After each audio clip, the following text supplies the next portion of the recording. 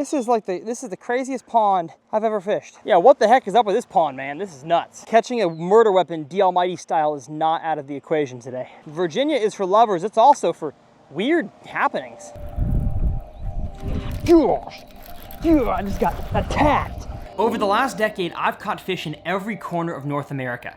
From California to Mexico, Florida to New York, and all the way up to Canada, documenting it all on video for you guys. Yes, I got it! But as a video creator and instructor, I've generally left out one of the most important and the largest demographics in the world of fishing, and that is the bank beater, the pond prowler, the shore master. Yeah! In this series, I'm making it my goal to fish more bodies of water than I ever have before, but this time, from the bank. My name's Tyler, and this is 100 Ponds.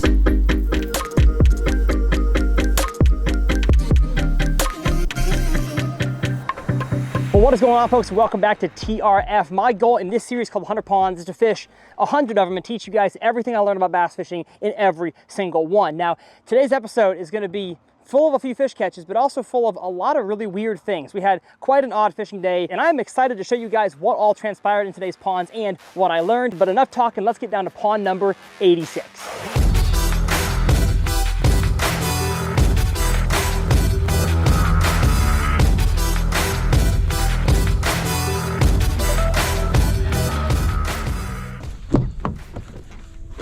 So walking down to pond number 86, the first thing I noticed about it, and I've seen it driving by this pond for 6 days now here on tour, is that it is dirty water, and it's pretty, I call this ugly, because I don't see any cover, I don't see any structure, I don't see any grass. I mean, it remains to be seen. I guess we'll cast the thunder cricket around, see if there is grass out there. But it looks like just a nasty mud hole.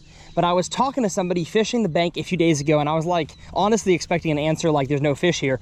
And I said, are there any bass in here? And he said, yeah, a guy over there caught a 9.7 last year. So obviously there's a fish in here. We've got basically the worst conditions you can have, hardly any wind. It is so hot. It's 9 o'clock in the morning. It's already 95 outside. And we have dirty water to go along with that. The only conditions that would be worse than this would be wintertime with high sun and super cold conditions. So at least the water is warm. The fish should be more active. Now I see on the bank here, I want to scare them for a second.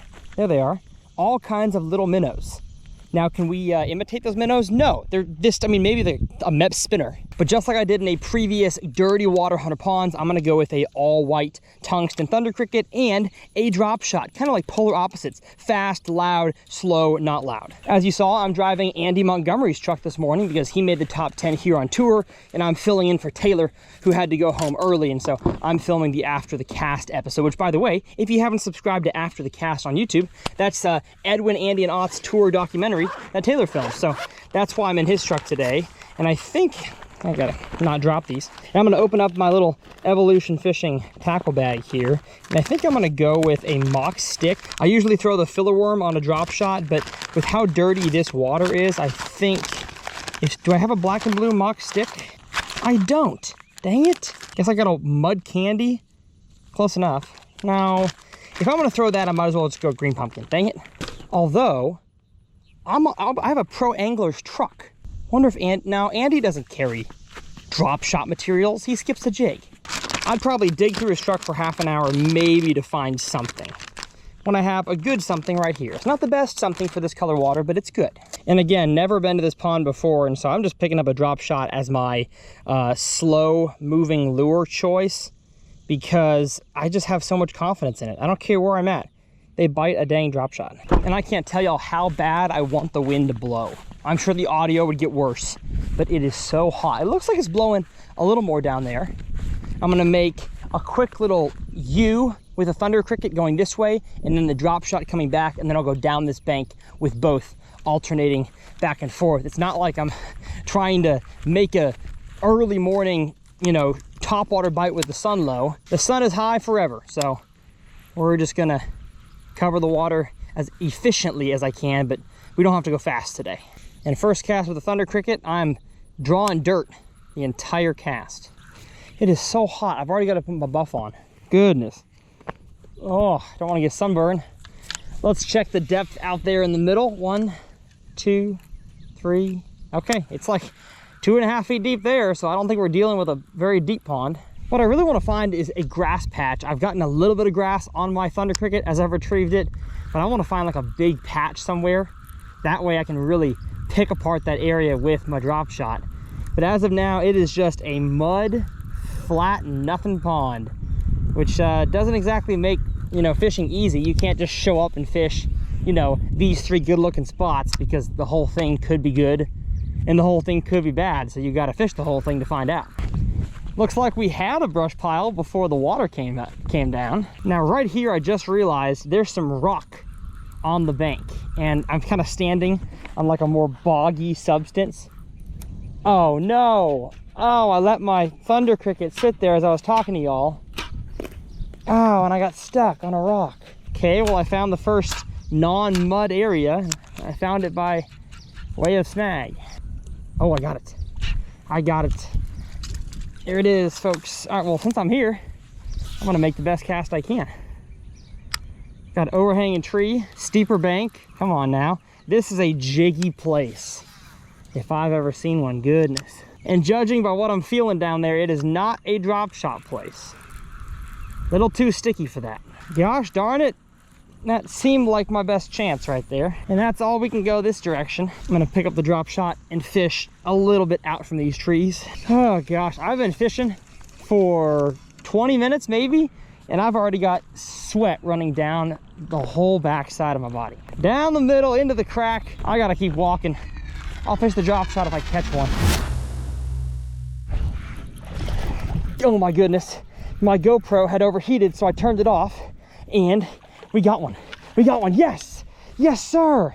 That is exactly what I would expect the bass in here to look like. White as the driven snow. Look at that thing. Oh my goodness. Literally barely hooked. If I hadn't kept the pressure up, I would not have landed that bass. But we have a success. Again, I apologize for missing the hook set. My GoPro it's so hot outside that it overheated. And I thought, you know what? I'll press record as soon as I get to a good area. I got to this rock area right here, and I got one right off the front of that. This is the first area, besides that bank that I got stuck on way over there, that I've actually felt with my bait rocks a little bit deeper in the water column. Yes. Oh my goodness. I was having serious doubts. There were almost every cast I was like, man, I gotta cut my losses now. Just get out of here while I still can, go to other ponds. Oh my goodness, I knew there was bass in here. That local guy told me there was. That wasn't a big one, but you know what? That is technically a success. I was just slow retrieving. I call it slow crawling. That Thunder Cricket over the outside area right here, and I think some of these boulders actually go a little bit more into the water. And that's sometimes all it takes, is in a pond or just a straight bank full of nothing. If you can find something different, the fish love to sit on that. I don't know how much more of these we have. I kind of see one culvert over there, but that might all be people's property. I may end up going to make a few quick casts on it, but that makes me so dang excited. When I set the hook, I was like, I've got another stick again. Nope. And I doubt that I'm gonna catch any on this area with the drop shot, but might as well take a few pitches. It didn't come like right on the bank. It came, you know, 4 or 5 feet off. But still, that fish was there because of the rocks and because of probably some kind of underwater point that's happening there. And again, I apologize for the lack of hook set. My camera is overheating, so it may happen a few times today. I'll do my best to turn it off when I'm not fishing, but it's already 96 degrees. And this wind is not nearly helping enough. Yeah, that felt fishy. Probably wasn't, but it felt it. And it looks like Alton's coming our way. Let's go say hi to Altonius. We caught one. One so far. All right, see ya. As I was talking to Alton, I realized that my split ring, not the split ring, the snap had come open on my Thunder Cricket. Not sure how that happened, but he was able to bend it back in for me. I could have tried. He was just like, give me that thing. And he bent it back in, and now we're running good again. And I really feel like could catch a few on this bank. We have a deeper, you know, shady section here, a bigger overhanging tree that actually the branches touch the water, and then we have a culvert with some rocks over there. So as far as high percentage stuff goes, this has some of the best in the entire pond in this next 75 yards. So we'll see. Not going to count my chickens, but I do have a little more confidence than I have about this area? Well, I just spent the last 10, 12 minutes fishing nothing but the drop shot in this corner. And I mean, I was feeling tons of good sticks and rocks, I'm sure, and debris. And I got 0 bites. So obviously this place has a very, very low fish, what sort of fish population size. Because, I mean, this is like the highest percentage place, at least today, as far as today's concerned, in this whole pond. You got all the junk in the water. The water level is actually a bit higher on this end because of a small wind tide, and that wind has pushed a lot of bait fish into this corner. So I'm not so sure why there's no fish. All right, let's keep moving. Let's go into the shade. Oh. Is that a bass? That can't be a bass. Nope, not a bass. I got a stick right in the middle, like a dog putting it in its mouth.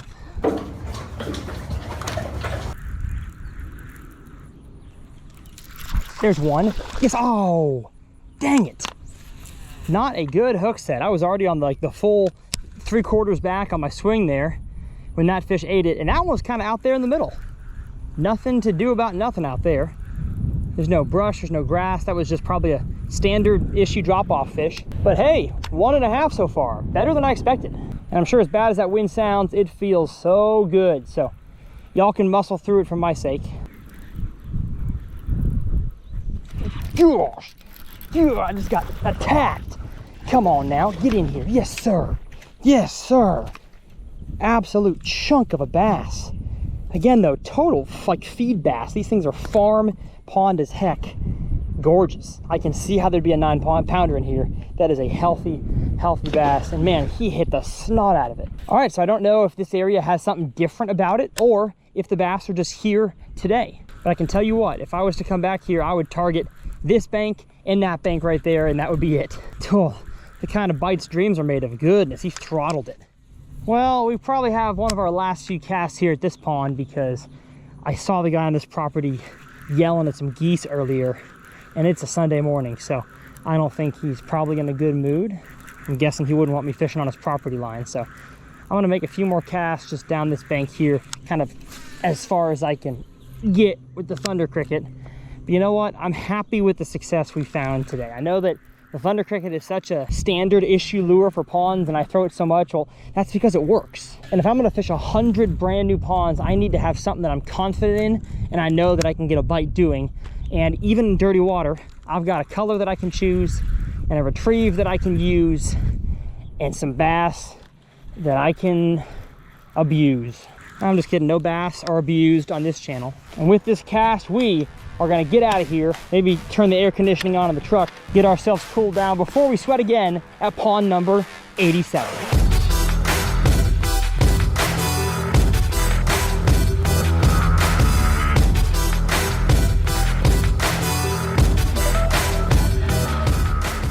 Now, as I walk up to this next pond here, you'll notice by the drone shot, it is a golf course pond. And if you know anything about golf course ponds, I would say on average, they hold more bass than any other pond out there. Now, the problem usually is with golf course ponds is they kick you out. You're not supposed to fish there. So we have one whole half side of the pond that is park area and the other that is golf course. But in my mind, it's better to ask forgiveness than permission. So we're gonna see if I can fish the golf course side just for a second.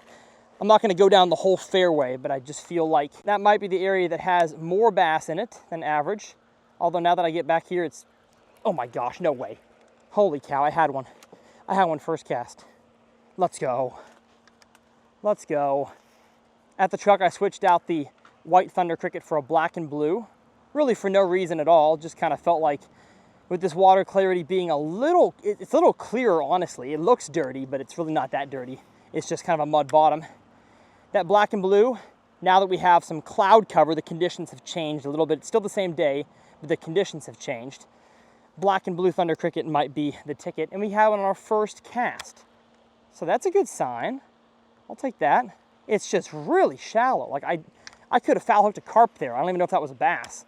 That's how shallow it is in this corner. But this pond's got a good mixture. You'll see on the drone shots here of riprap rocks, of shallow shore grass. I'm not sure what type it is, but some shallow shore grass. We also have just a bunch of junk in the water. I see a volleyball. I see a buoy of some kind.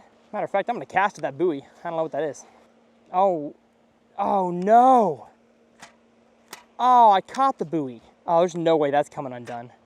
I mean, like, I could walk a 360 around the buoy and I don't think I'm getting that off. I have caught the buoy rope. I usually try to get lures off for a while, snapping them, different angles. I don't think I'm getting off of this, whatever it is. Dang it. Man, broke off. All right, well, enough with the black and blue. As the Who's in Whoville said, good thing we have a spare. And I did bring the all white with me. I have I think a green pumpkin and a bluegill in the truck, but black and blue and white are my favorite colors in this water clarity anyways, so we'll see. Maybe if I don't get any bites in a while on white, it could have been more of a natural, you know, bluegill color looking thing. I'll go get a natural color, but I think we'll be fine. I just wanted to mix it up, and the universe said no. All right, to the course side we go, just for a second. Sometimes golf courses could care less if you're fishing on their pond, but occasionally you get a manager, or you get a male version of a Karen who's like, I paid this tee time, you're in my way. So you gotta respect the rules, but there was actually no fishing signs at all. So I'll take a no fishing demand when they tell me. And I really don't think a drop shot is gonna be a player today at all, but I've got it with me. I wanted to throw a small crankbait on this, but I realized that I brought 0 small crankbaits with me here to Virginia, so that's too bad. There are quite a few rocks out there, a good 15 feet from the bank. So I think my bite could really come anywhere on the entire cast, because a good average cast gets kind of beyond the edge, and then a few reels in, I'm already onto the kind of offshore rocks. So they could be anywhere, especially in this wind. But really, this entire point here is not that deep. Like oh gosh, there's one, no way. Did I really miss another one? Son of a gun. As I was saying, the point was too shallow, although I do think it got a little bit deeper here. Yeah, it's for sure deeper. I mean, I was grinding bottom out in the middle out there. I wish I could parallel the bank more, but being a little higher up here, I can't really make a cast that. Unless I get all the way down there, I guess I could. Is that a fish? No. I got another stick like a dog carries. And you know what? The more that I look at this watercolor, it's actually a lot clearer than I thought. I have like a foot and a half visibility. I don't need straight white. And yeah, I'm 1-to-1 on bites between black and blue, which I would say is more natural than straight white is.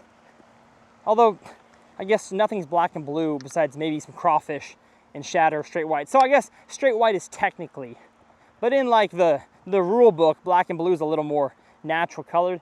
I'm gonna go ahead and go back to the truck, keep the white one with me, but tie on a natural colored one, see if that can get me some bites that commit to this thing. And we're gonna head the direction that I actually enjoy setting the hook, which is this way. I've been going the wrong direction. Not that it matters as far as getting bites, but you definitely wanna walk the bank to the best of your ability in the direction that allows for the best hook set angle. And I'm not as good hook setting backwards as I am forwards. Although first I need to fish down this bank.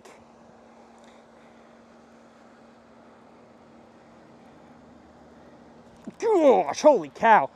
Goodness. I just got shalonked. Oh my goodness, and I lost him there. I mean, got stuck. Wow. The fish are nailing this thing and they are not getting hooked. Like, that is rare for a vibrating jig. That is 3 bites and 0 fish landed. And I mean, I gave him the business. Dang. Let's just change it up right now. Maybe also being able to go a little bit slower with my presentation would be good. Because I think that's a 3/8. Yeah, that's a little bit lighter of a vibe jig. Still gonna take the white with me. Not gonna leave that here. Let's see about that, huh? You know what, I'm also gonna bring with me a 3/8 ounce, or maybe it's half ounce cage fighter jig.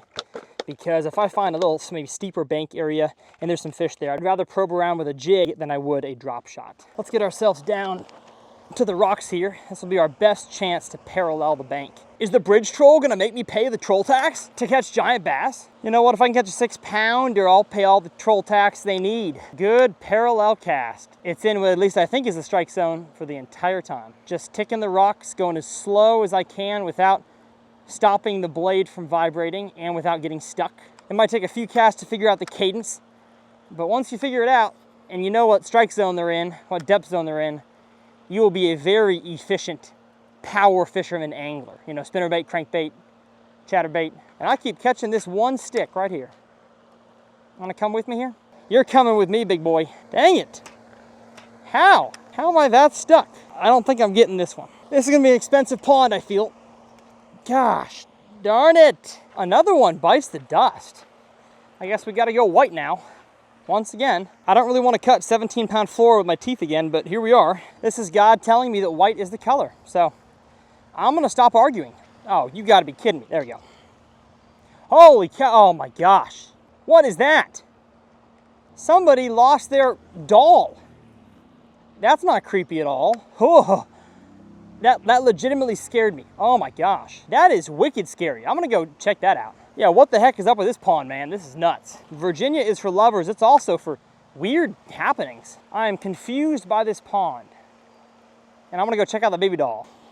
I feel like, because it belonged to a child, probably it's not like that nasty. Still gonna pick it up by the collar. Whoa. Creepy. Oh, its eye is rotted out. All right. We're gonna leave that here. That's enough creepy fishing stuff for today. I gotta catch a bass. I really want to slow down and catch them on a jig, but it's just so snaggy that I don't think that'd be smart. I'd catch my jig real fast. I need to find maybe a harder, sharper edge, maybe a vegetation kind of area. And I think I see some of that over in that pocket. Again, we got a little bit longer. Oh, no way, is that a bass? Oh, I got one, I've got one. Yes, sir, yes, sir. Get up in here, get up in here. Yes, sir, oh my gosh, what a chunk. Beautiful bass. Oh, and that right there is a success. Heck yeah. That's a classic golf course looking bass right there. Yes, sir. See ya, big boy. All right. The nerves are calmed. The bass will bite. That felt good. Honestly, felt like I was hooked on a catfish. He was doing circles. Oh, but that feels good. Again, if you're not throwing a thunder cricket in ponds, especially brand new ones where you're not sure where the best areas are, the fish school up, man, you gotta be. It is just such a good, versatile lure. And I feel like I've proved that time and time again. I know this time of the year can kind of get monotonous with frog, worm, big worm, small worm on a drop shot, and vibrating jig, but that's just, if it ain't broke, don't fix it. And even in water clarity that's not as dirty as we had in the first pond or a few ponds ago in that other episode, all white can still work. Because there's gotta be bait fish in here. I haven't seen a whole lot of forage species yet. And of course, because I'm trying to keep this thing as low to the bottom as possible, I'm letting it sink all the way to the bottom. I know that's where the snags are, but most of the time on the initial pull is not where you're gonna get snagged. It's when your bait's gonna kind of run its way in between two rocks. So on every single cast, casting out there, let it sink. It's maybe a max of 3 feet. There it is at the bottom. Start my retrieve. And I always start my retrieve a little bit fast to kind of get that blade churning, and then I immediately slow it down. Well, bad news bears, folks. I've gotten snagged again on somebody's line. Like, I see my thunder cricket up in the air. Oh gosh. All right, hope I don't sling it back at myself. Oh hey, there we go. Enough pull and their line broke. Let's see what kind of line they were working with. Look at that. Look at what we have here. Holy cannoli. We've got double split shots on, about a 3/0 regular shank worm hook. Oh my goodness, but I mean, it's a mess. I gotta cut off for sure. I can't do this, I gotta get my scissors. Dang it, there we go. All right, let's go ahead and retie and see if we'll get stuck again for the 5th time today. And as the Boy Scout slogan goes, do a good turn daily. Oh my gosh, I stepped on someone's gum. Ew, my foot is like sticking to the wood. I don't want to step on the mulch. Ugh. What the heck, man? This is nuts. This is the craziest pond I've ever fished. Like, catching a murder weapon D Almighty style is not out of the equation today. Now, one area I'm gonna skip is gonna be this whole bank right here. As you can see, it is just sand. And this really shows me here how low the water is, because we have a cut bank right here. I mean, it's a good 1.5 to 2 foot low. So I'm just gonna skip this whole bank. I don't think in the summertime, really many times of the year, but especially the summer, they're gonna be sitting on this kind of bank right here. And this pocket looks shallow, and that whole bank up until the point looks shallow. So I'm just gonna go for a stroll. All right, looks like we have found ourselves a little bit deeper bank. I'm gonna hop down to the rocks here. Yeah, I would say this looks better than what we just skipped. Although considering how much wind is on those rocks over there, and I believe the water's deeper too, that's the dam section over there is probably the best area this time of year to catch one that's not like way out there in the middle. So I may end up fishing the dam again just before I head out of here. But I mean, look at this. Look how good this point would be if it had water on it. You got chunk rocks, you have a huge boulder right there. You got a little bush that's probably in the water. Yeah, you can flip that bush with the soft plastic for a jig. Man, this whole point would be juicy. But instead we're stuck with the scraps. There's not many rocks left in the water. But you know what? The further I look into this whole section, the junkier it looks. I mean, we got a little bit left of this side of this pocket here where it seems like the water goes a little higher on the rocks. But then after that, man, we just got dirt and grass that's in maybe 4 inches of water and more dirt and grass that way. So I really think if we're just trying to be efficient here, we go back to the dam. Even if our casting angles are less, we've gotten 4 bites over there. So I say we keep wearing the paint off the head where the fish are, and maybe I can wind one more in for you guys. Oh man, shoot. All right, back to the rocks for just a few minutes. The sun's poking out, it's getting even hotter. Man, I'm sweaty and tired and thirsty, all of the above. Yeah, there we go. Holy cow, hit the snot out of it. How big are you, buddy? That was like a violent bite. Come on, that'd be good to end the video on a bit. I think it's a catfish. It's gotta be a cat. It's fighting like a catfish. Oh, it's a catfish. Meow. Really makes me think that one of the bites I got on that side down there that absolutely throttled it was probably a kitty cat. All right, little channel. I'll tell you what, there is no bite like a catfish on a moving bait. Goodness. And that about sums up this pond. All right, folks, I'm thirsty. I've already had 2 sweet teas today, but we're going for a third. Because if I don't get something to drink in the next half hour, I may pass out on the highway. And that would not be good for the brand. And as I take apart all my tackle here, because I borrowed Andy's rods and I got to put them back in his truck, I want to thank you all again for watching another episode of 100 Ponds and the entire TRF channel. I'm so grateful this is my job, and to have you guys watching and hopefully learning and enjoying the videos means a whole lot to me. So if you are new here and you haven't subscribed, or you've watched for a long time and haven't subscribed, hit that button, join the membership down below. I make it the cheapest I possibly can. I make sure to get you guys a few videos extra a month of some, you know, adventures that I take that don't quite turn into full-fledged videos, but I still teach some good stuff down in that membership. Again, I'm not trying to make a whole bunch of money. I'm just trying to give you guys another opportunity to be involved for $1.99 a month. But if not, no biggie. You're not hurting my feelings. I'm just glad you guys are here watching these YouTube videos. It is a pleasure as always. My name's Tyler, and we'll see you guys next time right here on 100 Ponds.